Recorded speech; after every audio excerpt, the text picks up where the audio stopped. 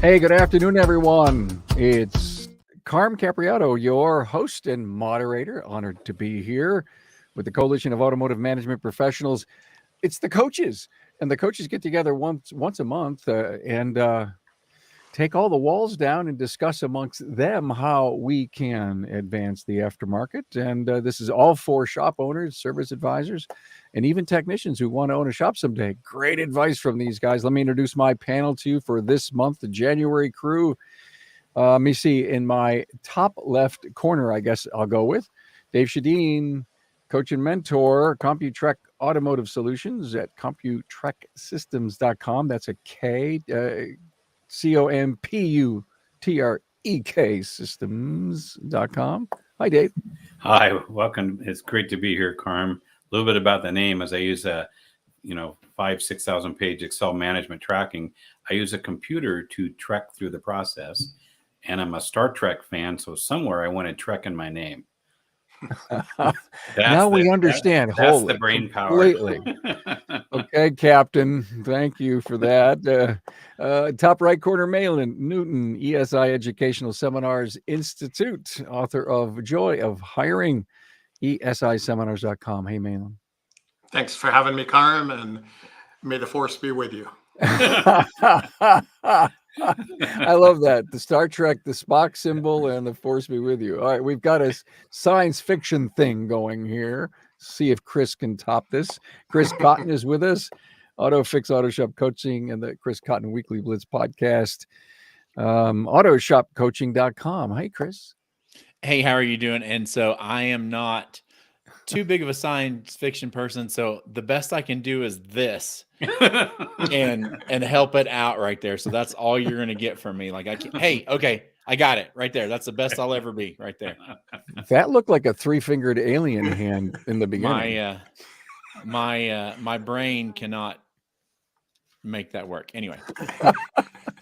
Oh my God! As I was saying in the green room, the coaching, these seminars have been great. I know we want to get to the business of the day, but if you've not enjoyed these monthly coaching sessions, and you may not be with us live, so much is going on in our world and in your world that you may not watch us live, but please get a chance, go back into the Facebook group here for camp and check it out. Our website is right there for you, automotiveprofessionals.org. It's all the coaches in the industry have gotten together, and it's amazing how they've gotten to know each other and support each other and do a ton of idea exchanges. And so what we're doing here, as we do every once a month, is we take about 3 cool ideas and we break them apart and have a great discussion. So this wisdom is for you and on your behalf.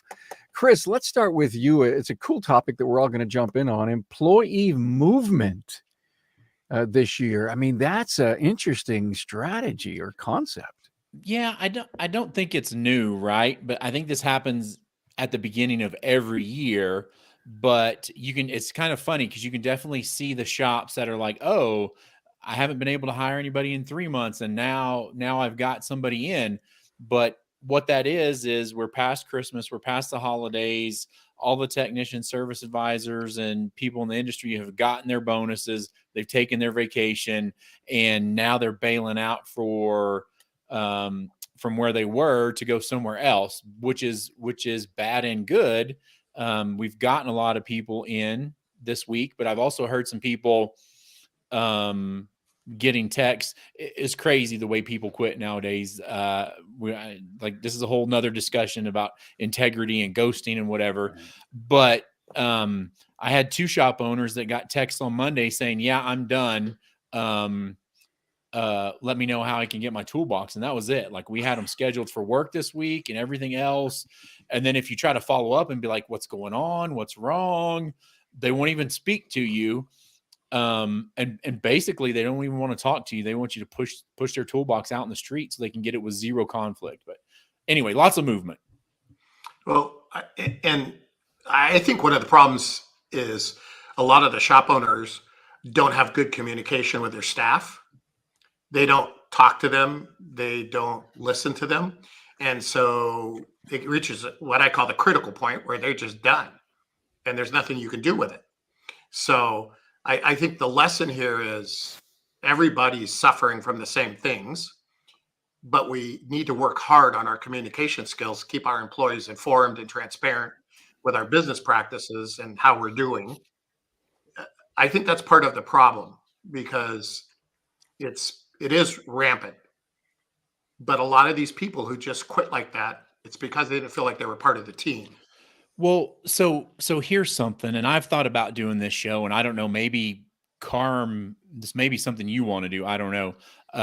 So our daughter is 19. She's been working customer service since she was 14. She is not a stranger. She can take care of customers. She can do things. She has experience as a barista and other stuff like that. She's in college town, and she left to go back to school early. She probably put out 40 applications and she heard back from 2. Like, and I mean heard back, I mean like follow up. So I say that to say this. I hope shop owners out there are following up with everybody that reaches out to you, and don't be that company. Like, I don't want to hear you whine and complain about not being able to find staff if you're that company that doesn't communicate with people. So she has a job interview tomorrow at a place. So anyway, fingers crossed. I think there's, Maylan touched on that. There's two sides of that coin. Is, obviously open up communication, but if somebody left my shop and I was unaware that they were on the tipping point to do that, I had to own that early on with ego in place. I never saw it, but once I stepped away, what did I do to cause that? And it's funny, there's a comedian, and he, early on in his career, he was extremely funny. And later on, I'm not so sure lifestyle wise, but Bill Cosby had a line that, his wife, Camila, always complains that, Bill, you never tell me I love you or that you love me. And Bill's response was, listen, I told you I loved you once and I married you, didn't I? If it changes, I'll let you know. And that's kind of the mindset a lot of shop owners have, is they don't stay connected. Communication is awesome for connecting and workflow and the rest of that, but connection empowers your communication even more. And so when hearts are connected, it's tough for hearts to fire hearts or walk away from another heart, but it's easy to walk away from employer disrespectful behavior. And not that they're harsh on them, but part of disrespect is you don't communicate. You don't open up. You don't tell me what your goal is, where are we going? What's the vision of the shop? I want to be part of something bigger. One of the reasons that a lot of people leave is I want to be part of something bigger. I felt like, I don't know what's going on here. It's like the mushroom mentality, fed a pile of crap and just, kept in the dark. They want to know what's going on. Well, and see, most shop owners don't know what's going on, so they can't tell their employees. Yeah. And here's the other side of this, is that the mentality of many shop owners, and I'm going to prefix this with as many shop owners, is I pay them. What else do I need to do? And we need to realize that they need a purpose to work. They need to have something other than a paycheck. They need to have a good place to work. All the other things are nice, but most of these employees aren't leaving because of money or benefits. They're leaving because of the respect word and the communication word. And communication is not yelling at them, get busy. It's not telling them you're failing. And the secondary part of that is we hire these people and we never set an expectation. So if I hired Chris as a technician and I never told him what was expected of him, but every day I yelled at him that he wasn't producing enough work, he's caught off guard. He thinks he's doing a good job because nobody said this is what was expected.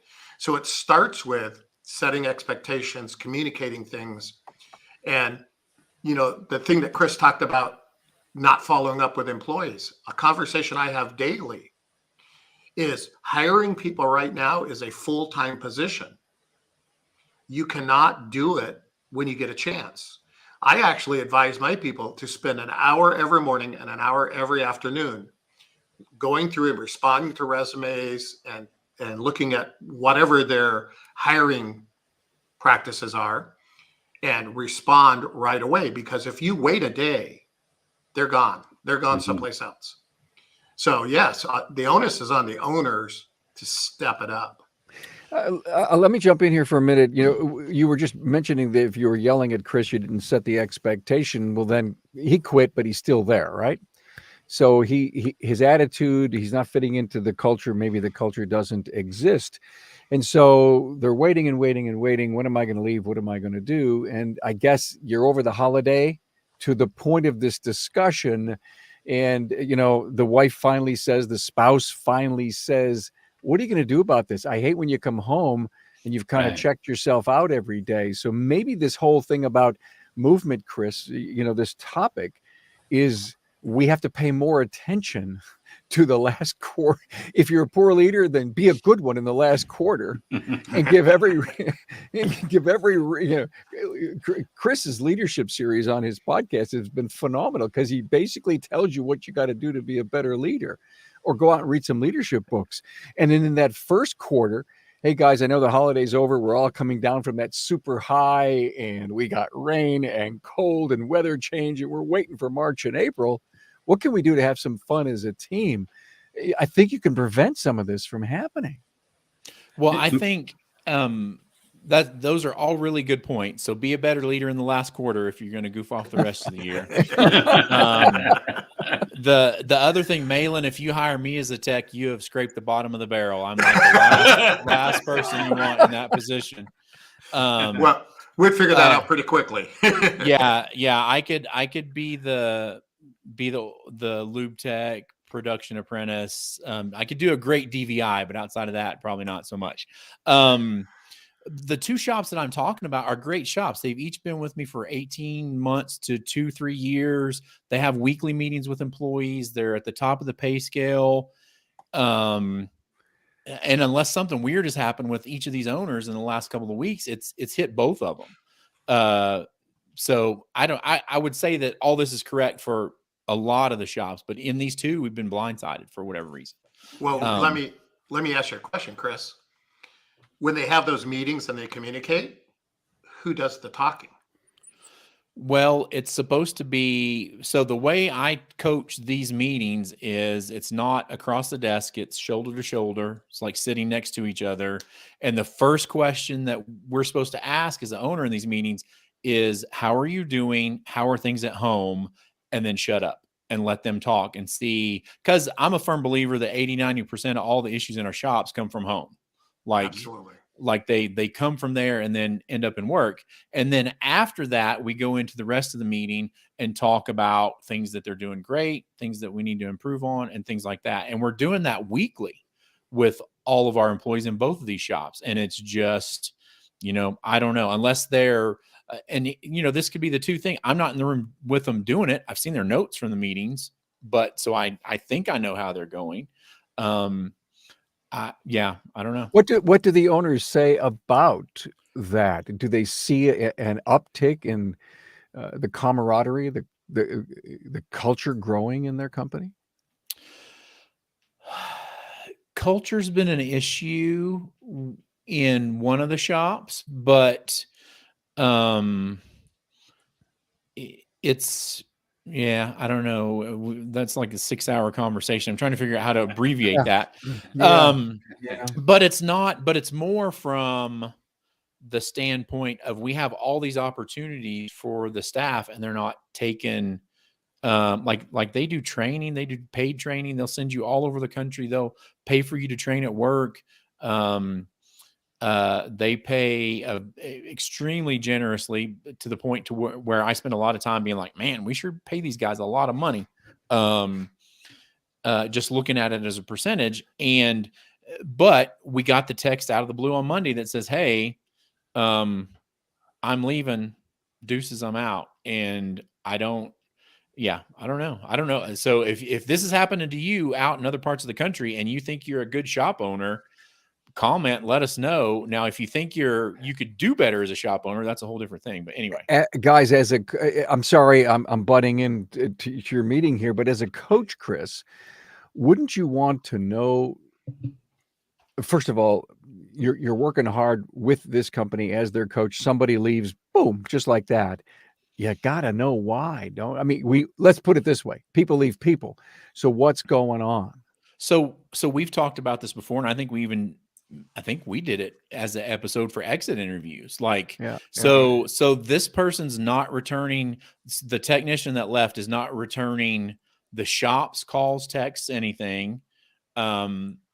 Basically sent his wife in the pickup truck to sit in the car and let them sit in the truck and load the toolbox.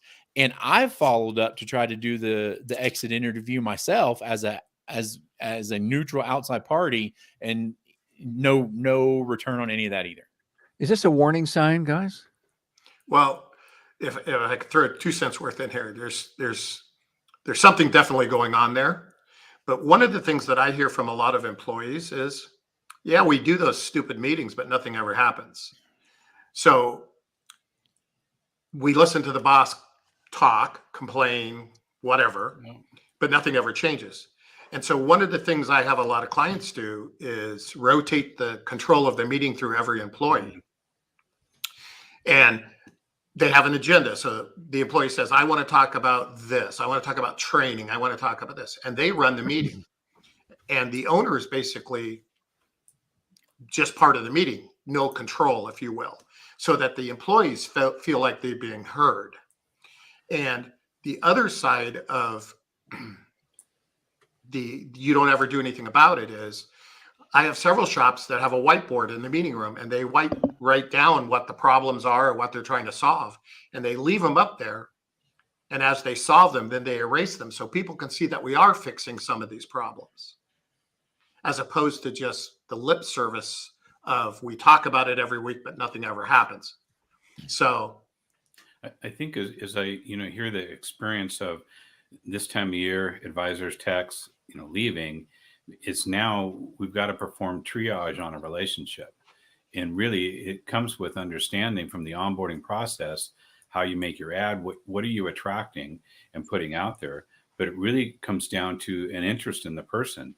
And I was at a shop, and the owner was very challenged. I got this master level diagnostic technician, and he just will not produce any more hours. I've thrown money at him. I've thrown everything at this guy. And it was a fairly young guy. I think he was in his late 20s, early 30s. And so I said, okay, well, he supposedly is a master drivability tech. And I love talking to those because at one time I was one. So I walk out to the shop and I said, hey, your owner's pretty impressed with you as a master drivability tech. And that's cool and stuff. How, what about technology thrills you and stuff? Oh, this and this and this. And I said, well, what do you do for your hobbies then? If it's that exciting to you? And he goes, well, actually, he's a single guy. So I go home and I got 5 supercomputers and I do online gaming. And I said, oh, that's interesting. How old are your computers? Oh, they're a little over 12 months old. And I said, oh, so the processor is already outdated, right? He said, yeah. And I said, oh, okay. And I said, well, that's pretty cool. So I went back and I said, the owner, I said, go out there, just get to know him. And then he's, just so you know, he does gaming online. He's got 5 computers. Processors are 12 months old, and they're already outdated. There's more, better, faster out there. So tell him that if he produces these hours, that you will actually buy 5 new processors for his computers. Now, could money have done that? Yeah. But the fact is you went after money, but in the guy's interest. So put your best foot forward, create a connection that's very difficult to break. And in the team meeting, a cord of 1 strand is easy to break. Cord of 2 is a little bit more difficult. Cord of 3. When you have your team meetings, when you figure out leadership in a group dynamic, not just one-on-one, but in a group dynamic where you have hearts connected, because now that person that wants to leave, they're not just leaving you, they're leaving all the other hearts in the room. Group leadership is very powerful for retention amongst your people. And that, Maylan, that's a great solution. Put it on a whiteboard, what we're looking for. Hey, this is the challenge. I know a lot of shops in their meetings is that if you bring up something, a pain point in our shop, something that's wrong, you can only bring it up if you at least throw a solution, whether it's goofy or not. If you bring up something, don't just complain, you bring a solution with it. Let's talk about it as a group. And I love the whole whiteboard thing. Put it up there. Are we moving forward? Are we actually getting things done? That's a great point, guys. I love this. Some really interesting comments that are coming back and forth. Thank you so much for all this good stuff. It's nice to see people that pay attention to the things that we do here on the show, and they repeat them right back to us, like FORD, family, occupation, recreation, and dreams. And that works with employees, our team members too. Not only does it work for customers. Look, we're not going to solve this problem, but thank you for this, because we love to cover 2 or 3 different topics here on a monthly basis on the camp coaches show. I want to move on to one other thing.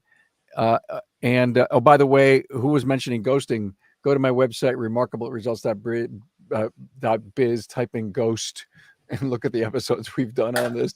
It's so. I don't think we're ever going to get away from it.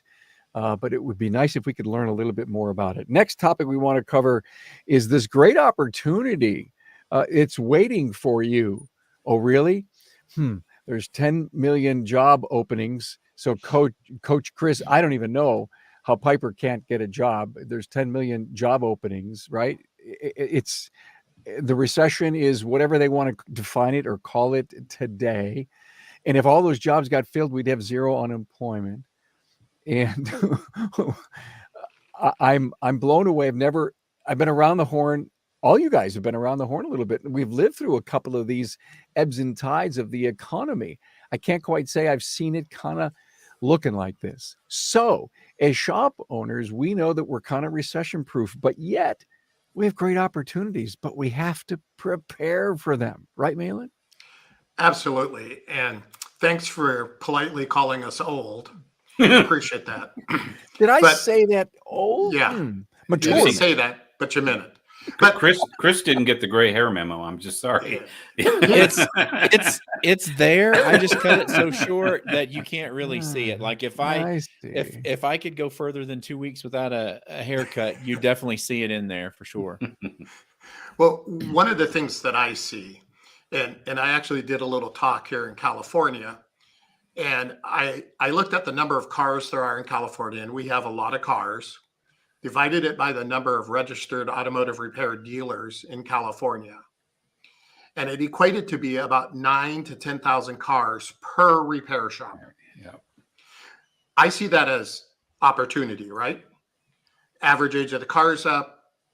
People are still driving, even though we have astronomical gas prices here. People don't want to fly. There's still a fear. But the biggest thing that I see is the shop owner themselves talking themselves into this is not a good time. Yeah. There's opportunity out there. There are employees out there. You have to work at it. There are lots of broken cars out there. And there's opportunities if you just look up and go, this is going to be a great year. There's plenty for all of us to do. And we have to have the mental attitude that this is going to be a great year. I look at 2023 as an opportunity.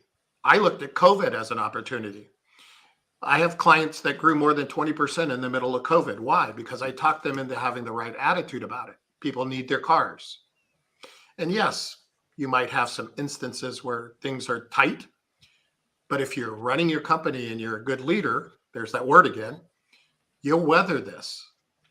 But it's all about your attitude. And if you go to work and you go, oh my gosh, we're going to have a recession and we're going to be slow. And every year, if one of your employees picks up on that, they slow down. It's all about our mental attitude, in my opinion. Absolutely. There's a proverb out there: as a man thinks in his heart, so is he. Let alone do you think in your heart, but when you broadcast it out loud, faith comes from hearing something, hearing words. And when you broadcast it out loud, your subconscious, oh, you want to make that happen? Because your subconscious, I believe, was wired to be right. And so you feed it, hey, we got a down economy. Things are hard, things are hard, things are hard. Oh, so you need things to be hard to be happy. Okay, let's go make things hard subconsciously. And now we create our own fires. We create our own broken employee relationships. We create lower sales. We create a whole bunch of negativity. But on the flip side, what down economy? There is no down economy. And that's it. Really, it's an illusion. It's a brainwashing from the media that there actually is. People still want their cars fixed. People still want great value. People still want joy and happiness. And part of the leadership I really think that is really lacking in our industry is not leading of the people, it's leading of their own hearts. The first person you ever lead is yourself. And if you can't lead yourself to a high level, you won't lead your people. It's like the proverbial love others as you love yourself. Well, you can't lead others unless you're leading yourself at a great level. This is a great topic. I mean, it's all about mindset and getting your mind right and doing what you need to do. I don't know if Carm's going to do it, but I'll go ahead and do it. Brian Walker came up with a great idea talking about creating your own economy.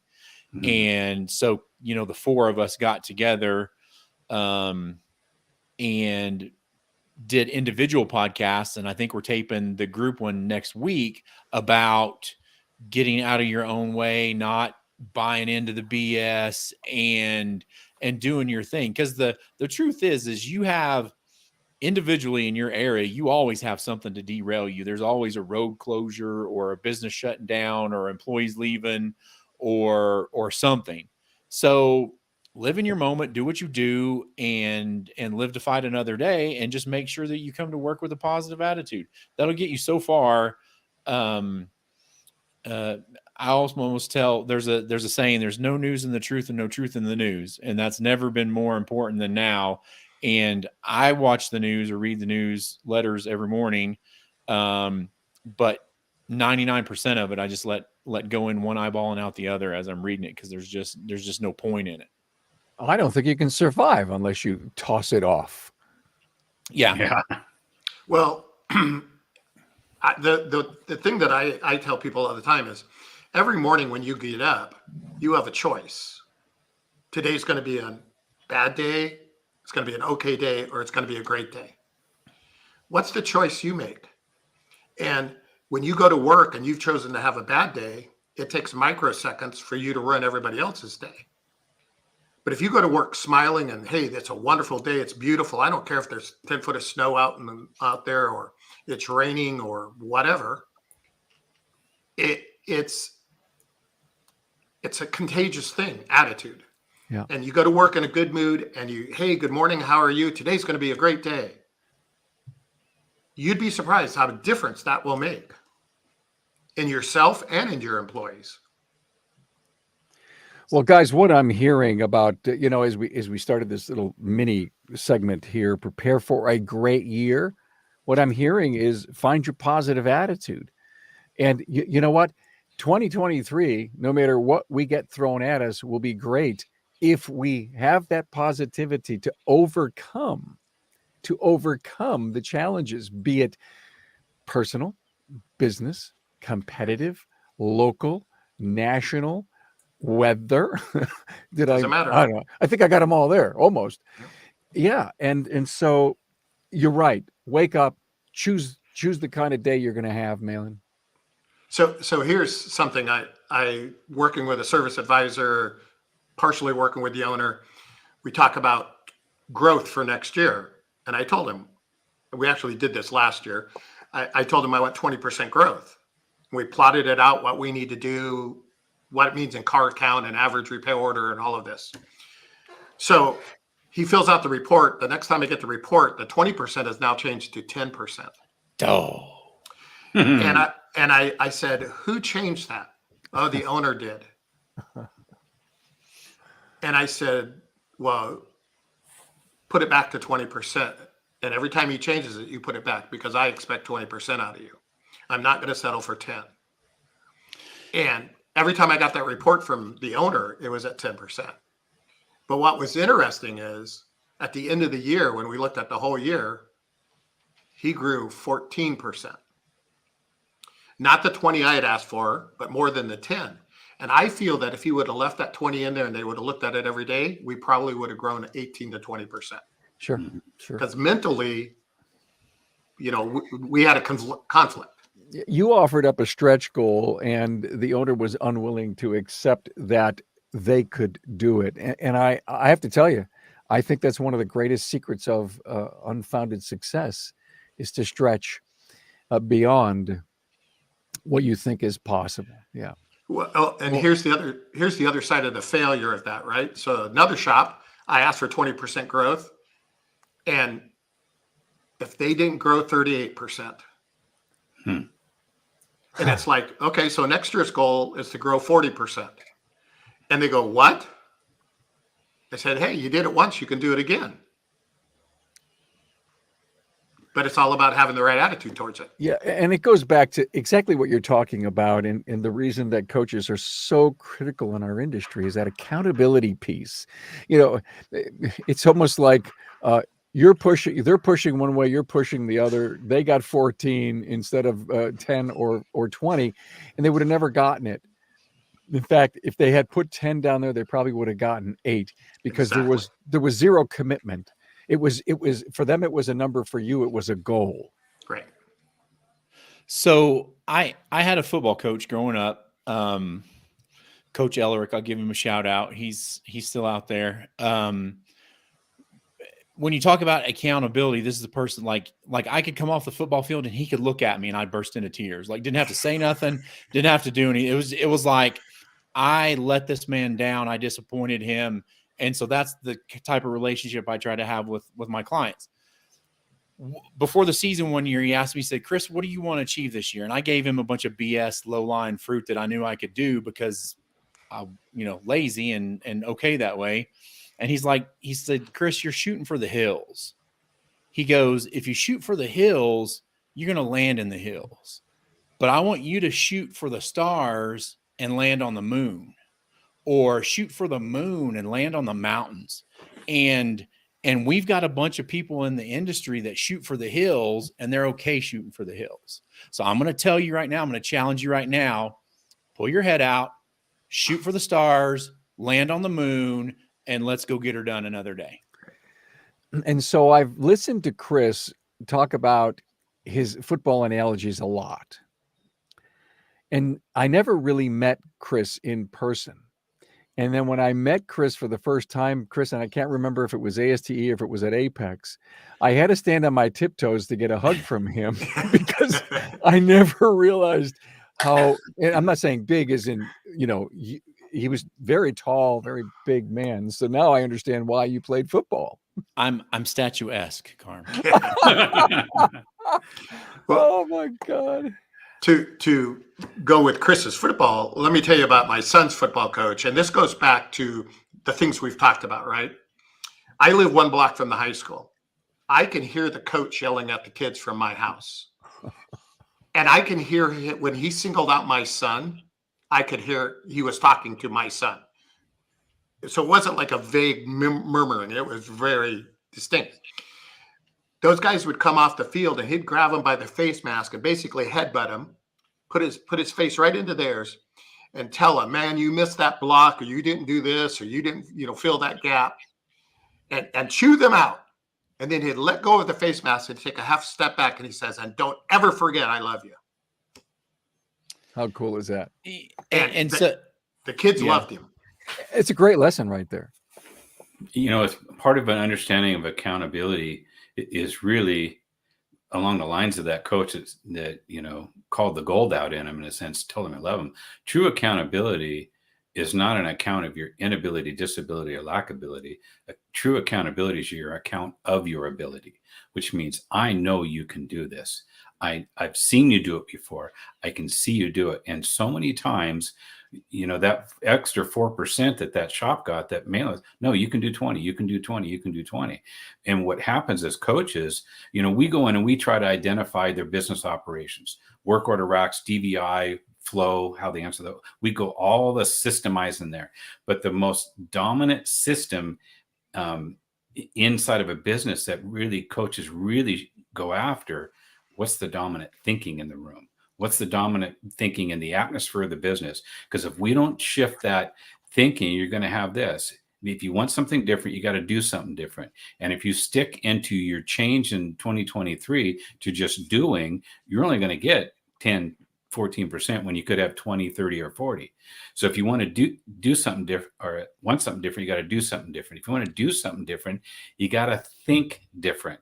And that's the next level. And it sounds like, okay, I'm just going to think different. The problem with thinking is that thinking is a derivative of belief.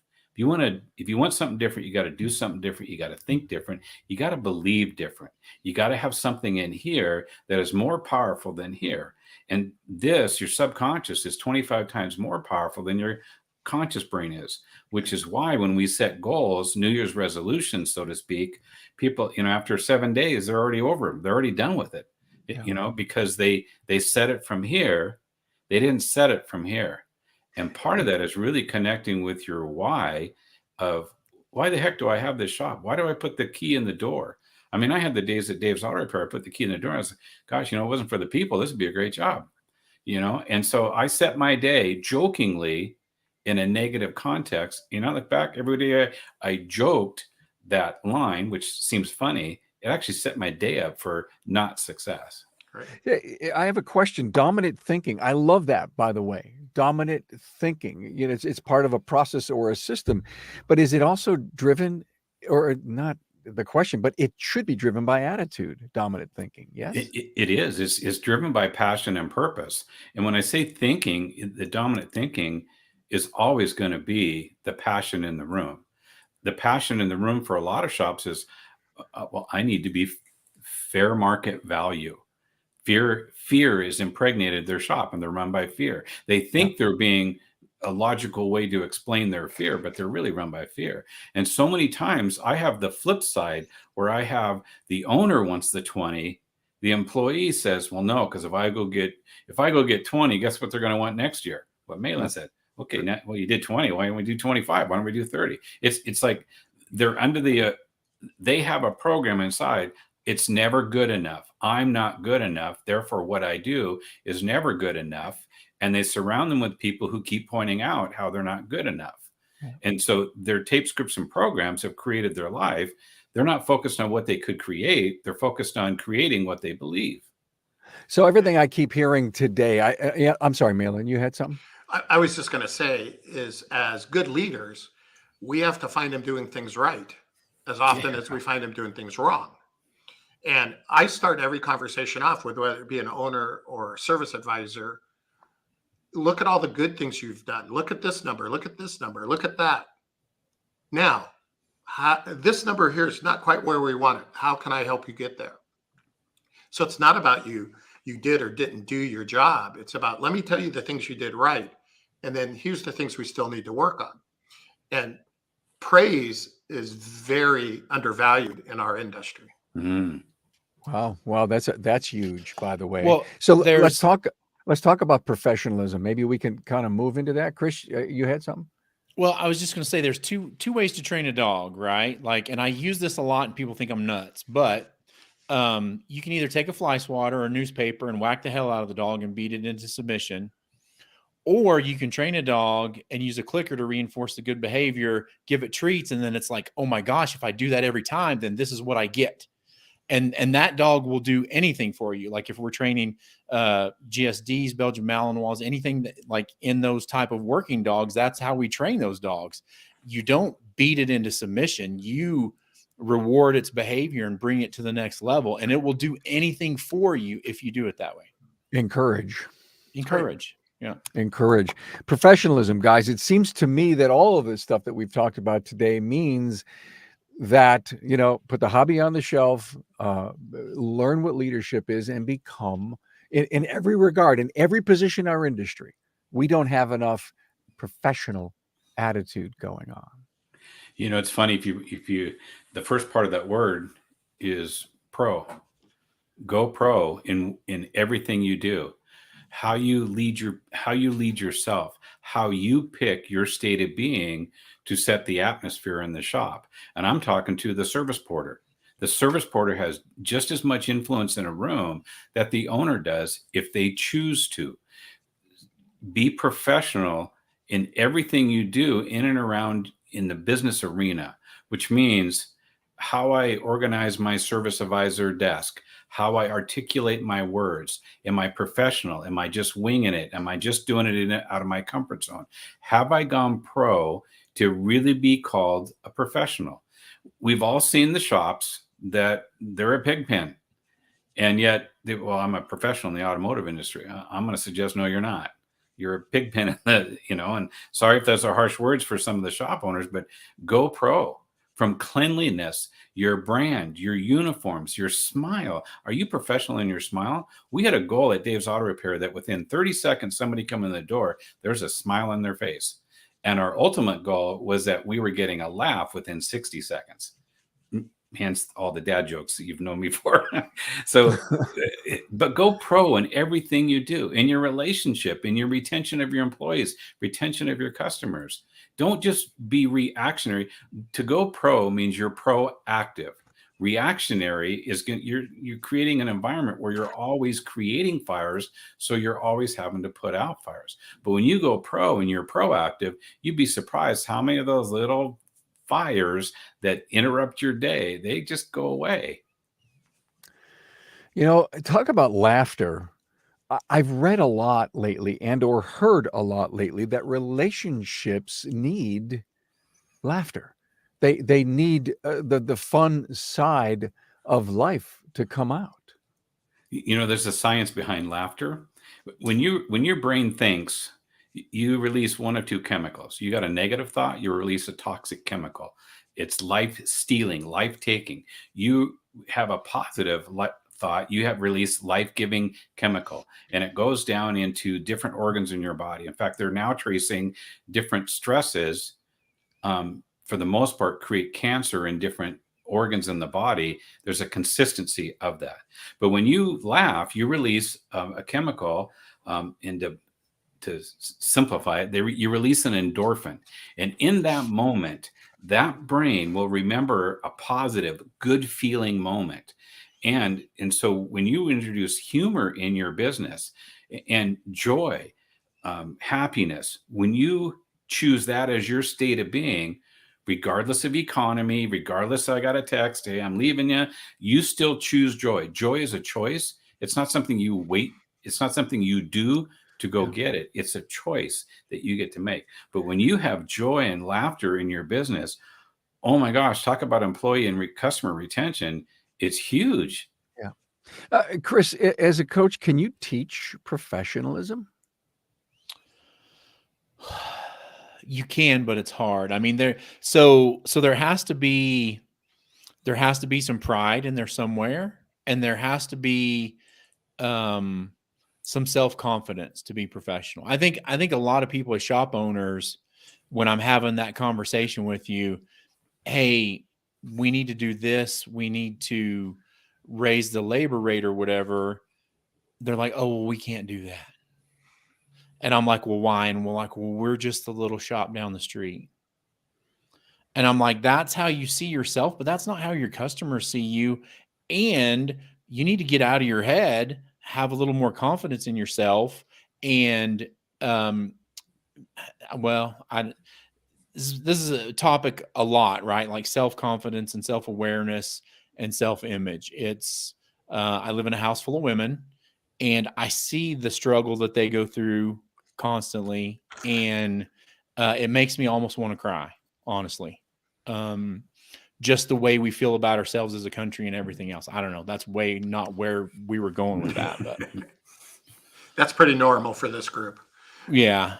But it makes me sad, right? Like as a shop owner, if you put the money out there, if you did everything, you should be able to cash your check and do what you need to do to have a successful business for your family first, and then take care of all the other people in your work family. When I heard Chris say pride, I started to think about if you could be proud of your facility, your place, cleanliness that we talked about, into the status that I currently have in my life as I have grown and expanded myself and my team, pride in my family, pride in the success that I have. I don't think it's too hard to find pride. And maybe as coaches, we need to go out and say, well, here's our pride session. Let's check the boxes of all the great things that have happened in your world. Well, and I think there's we talked about pride, professionalism. There's another P that needs to be included in that. And when you have all three of these, I think now you're on that cutting edge. You're on the front edge, and that's passion. You know, I get up every morning. I'm excited about what I do. I'm excited about it. I travel to be in a hotel. I'm actually here for another reason to do this podcast. This afternoon, I'm going to Colorado to do an event. And I'm excited about that. I can hardly wait to get on the airplane to get there to do it. So passion for what you do. If you're passionate about your business, you have pride in your business, that helps your self-esteem. It helps every part of the things we've talked about. And it's transferable to your employees. And here's a statement I make to clients far too often. It's, why do I care more about your business than you do? Because I'm the guy worrying about it. I'm the person always thinking about, how do we solve that problem? And if we could get them passionate, like they did the first day they opened their business, even though they're 30 years into it or 3 years into it, get passionate about it, be proud of what they've accomplished. A lot of this stuff would go away. A lot of this would be much easier. It's if so much of what we do with our people is telling the story of the day that I decided that I wanted to open a business, my passion, right? And if we've kept that on the front shelf of our meetings, the front shelf of our purpose, Maylan, to your point, Right. You can find an awful lot of things to be proud of if that passion has never waned. Right. And don't confuse pride with ego. Right. Yes. So do you think a lot of shop owners that come from being technicians and things like that, I think their source of pride is they're like, oh, I'm going to, like, my shop owner's an idiot because he's trying to make money and I can do it better. I'm smarter than he is, and I can do it for $60 an hour. And I'm going to let all my friends charge to me and everything else. And they get out there and they're fine for a month or 2 months. And then they realize the truth. Do you think that's when they lose their passion? When do you think that happens? Like, my personal opinion is they lose their passion for all of those reasons, Chris. You're 100% correct. And then they're working 100 hours a week to pay the bills because they have no clue what it takes to run a business, the cost of overhead. And they burn themselves out very quickly. And they hire an employee because they want to do more work. And that employee turns out to be them, right? Shows up late, comes in late. Now they have to hold somebody else accountable. I think it's that slow candle burning at both ends part of this, and they lose the passion they had for it, the fun they had at it. Yeah. I think the thinking that I see thrive in the top performing shops are, they have an order of 3 words that really thrive in their business. And this actually is in any business on this planet. But so many times as a technician, we're do this, do that. You got to do, right? And so a lot of times it shifts our thinking to, well, if I do this, I'll have that, and then I'll be happy. In reality, the best flow of life is be, do, have. If I be the best version of me, if I'm connected with my vision, my passion, why I get up in the morning, I am excited to get in the morning. I don't care about obstacles, or I eat those for breakfast, lunch, and dinner, because I know that at the other side of that obstacle, guess what I'm going to be? I'm going to be stronger, wiser. I'm going to have more influence than I did before. Your beingness is the starting point. And when you come from be, then what you do will be at higher levels than you've ever done them before. And then when you do at higher levels you've ever done before, guess what? You have at higher levels than you've ever done before. Yeah. You know, and I've told this story before. When I first started coaching and training, my clients on average would gain about 200 grand of new GP dollars in 12 months. I'm not trying to pat myself on the back. In fact, that's not even a pat on the back. my life blew up. I went through personal development, spent 50 grand invested in Dave. First year, second year, 30 grand. And I, on average, 7 to 10 grand a year invested in Dave. I need to be the best that I can. Here's the result of that. Same coaching and training, same module, same venue, same method, same business model for coaching. And 2010, life blows up. By 2013, my average client is getting over 300 grand. What changed? I changed. I connected with the beingness I'd never had before, the purpose and reason I'm on this planet. And then as I continue to grow, the average client now, they're up over 400 grand of new GP dollars. And again, not to pat myself on the back, but when you as a shop owner, when you as an advisor, when you as a technician, when you are the best version of you possible, the most professional version of you possible, in emotion first, intellect next, when you're that person, you will have more influence around you. Your relationships will be more connected. Your results will be at a higher level, and your impact on this planet will be bigger. Part of connecting to your passion is, what are your goals? We're talking about goals for 2023, right? What's your 100-year goal? What's your 500-year goal? What's your legacy that you're going to leave behind? Not just a Subaru. What's the legacy that you want to continue beyond your years on this planet? Yeah. Good stuff, Dave. My takeaway with what you just said is that if I was a client of yours and I reached those really great goals that you just mentioned, then I would probably think, man, this guy really believes in me.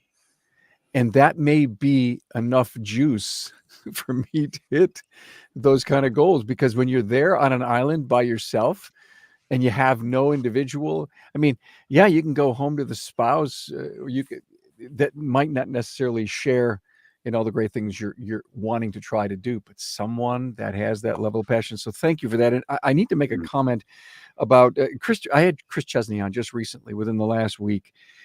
And Chris did a take on the words, they don't know what they don't know. And he changed it to, they don't know that they don't know. And I think that's a huge step in the direction of being a great coach in helping your individual client reach goals that they have never reached before. Guys, thank you so much for this wonderful January edition of the Camp Coach's Corner. I want to thank Maylan Newton for being here. Maylan is from ESI, Educational Seminars Institute, and the author of Joy of Hiring. He's at a Skills USA board meeting. So thank you for finding time in your hotel room to do this for us. And I know you're going to be at the ASA Colorado event this weekend, right? I'm going to ASA Colorado, and then we have, and I'm sorry, I don't know the exact date for ASA. We're doing a webinar on their webinar Thursday, I think they call it, on profit structuring, setting your hourly rate. So look on the ASA website for the date and sign up for that. Great. We have so much great content in our industry, including all the great chronicles we have here on our show. Chris Cotton, thank you for being here. AutoFix Auto Shop Coaching, autoshopcoaching.com, and the Chris Cotton Weekly Blitz podcast. And Dave Schedin, CompuTrek Automotive Solutions, because he's a Star Trekkie, CompuTrekSystems.com. Guys, thanks. Talk to you soon. Thank you all. Thanks, Carm.